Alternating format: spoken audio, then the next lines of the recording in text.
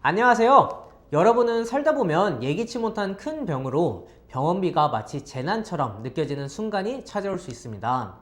요즘 같은 고물가 시대에 평소보다 지출이 조금만 많아져도 휘청하기 쉬운데요. 갑작스러운 상해나 질병으로 인해 발생하는 병원비는 누군가에게는 너무나도 큰 경제적인 부담이 될 수 있습니다. 그래서 오늘은 나라에서 시행하고 있는 의료 혜택 중 본인 부담 상한제와 재난적 의료비에 대해서 아주 쉽게 설명해 드릴 테니 집중해 주세요. 본인 부담 상한제란 무엇일까요? 쉽게 말해서 의료비 안정망입니다. 각자의 소득 수준에 따라서 1년에 지출하는 병원비를 정해놓고요. 그 이상으로 병원비를 내게 되면 건강보험공단에서 돌려받으실 수 있습니다. 본인 부담 상한제에 보장하는 항목은 건강보험에서 보장하는 치료인 급여치료 중에서 본인 일부 부담금이 되겠습니다. 병원비를 살펴보면 크게 급여와 비급여로 나뉘어져 있습니다. 급여란 건강보험이 보장되는 항목을 말하고 비급여란 건강보험에서 보장하지 않는 항목을 말하는데요. 급여 항목은 다시 일부 본인 부담 항목과 전액 본인 부담 항목으로 나뉘어져 있습니다. 본인 부담 상한제에서 돌려받을 수 있는 금액은 바로 이 일부 본인 부담 항목들입니다. 여기서 주의해야 될 점은 선별급여나 임플란트, 1인실 입원료, 추나요법 등은 환급 대상에서 제외가 됩니다. 예를 들어서 30대 회사원이 건강보험료를 10만원 내고 있다고 가정해보면 이분은 4에서 5분위에 해당이 되는데요. 이 분위에 해당하는 연간 상한 금액은 173만원입니다. 만약에 환자 분담금이 총액 573만원이 나왔다고 한다면 연간 상한 금액이 173만원이므로 400만원을 국민건강보험공단에서 환급을 해주게 됩니다. 혜택을 받는 방식은 크게 두 가지로 나뉘는데요. 첫 번째로는 사전급여입니다. 같은 병원에서 발생한 병원비가 최고 상한액을 넘게 된다면 병원이 공단에 직접 청구하여 환자는 상한액까지만 결제하면 됩니다. 따로 우리가 신청하지 않아도 자동 적용이 되는 거죠. 두 번째는 사후 환급입니다. 여러 병원을 다니시면서 1년간 지출한 의료비의 합산 금액이 상한 액수를 초과하게 된다면 공단에 신청하여 다음해 8월경 공단에서 초과 금액을 환자에게 환급해 줍니다. 그렇다고 내가 연간 병원비로 얼마나 썼는지 몰라도 괜찮습니다.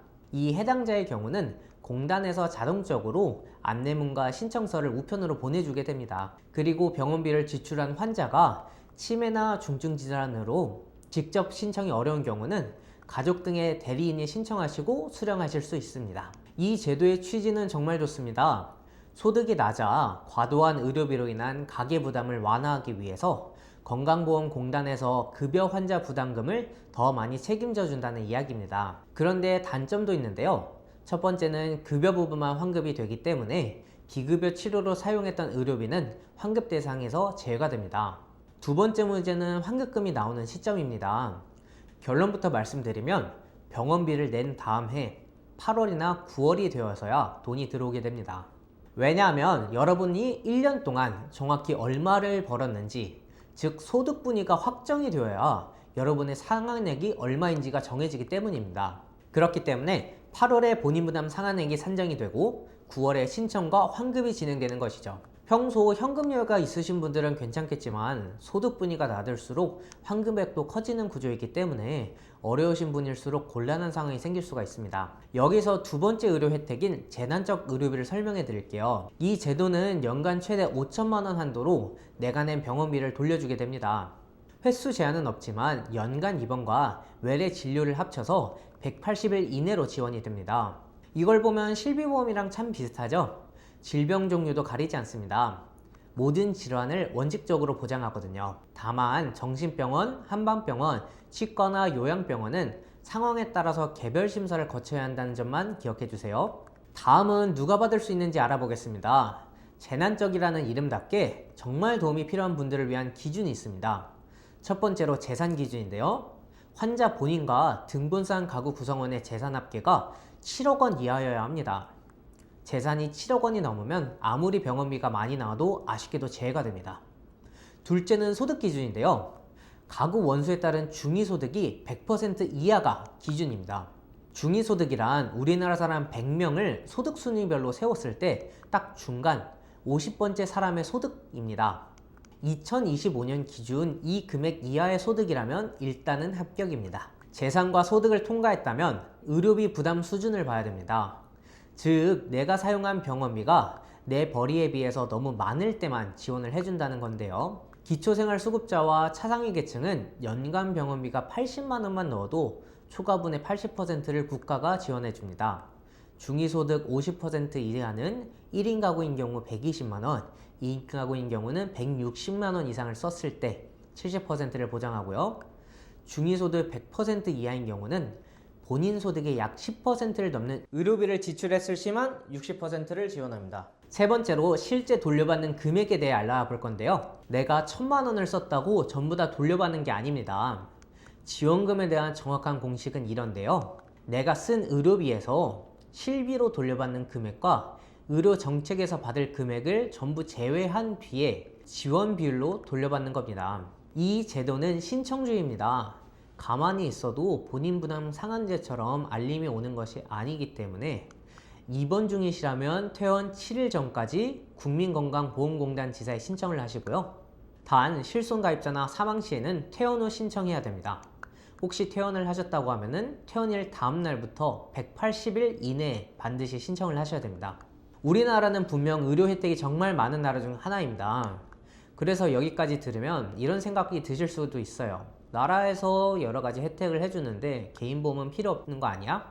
하지만 전문가로서 냉정하게 말씀드리자면 국가제도는 생존을 위한 최소한의 안정만이지 여러분의 일상을 지켜주지는 못합니다. 첫째로 중산층에는 방패가 없습니다. 재난적 의료비의 기준을 다시 한번 보실까요?